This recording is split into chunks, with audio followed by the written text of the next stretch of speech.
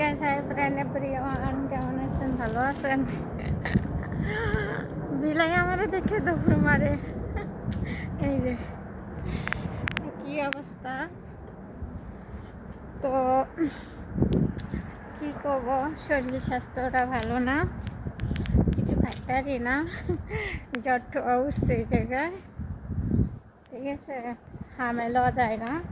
এনে যে আমার পছন্দের খেজুর গাছটা ছিল না, আপনারা দেখছেন না, এটা কাইটে সাইটটা বানা লাগছে সৌদিরা। তো আজকে আবার যাচ্ছি, ও ম্যাডামের গাড়ি ওই জায়গায় যাবো গা মার্কেটে। তো আশা করি আপনারা ভালো আছেন, ভালো থাকেন।